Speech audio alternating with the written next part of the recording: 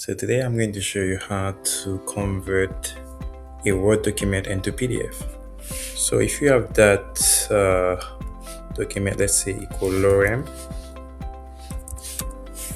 So if you want to convert this into Word, you don't need to buy something special. You can actually go to File and then go to Export, go to Create PDF, Export as PDF, and then you can just choose your location, which is PDF converter, and then you can just hit save.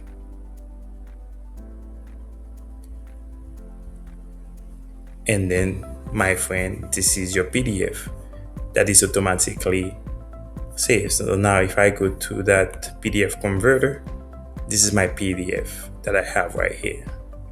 If you found this useful, don't forget to like, subscribe, and share. Until next time, happy learning.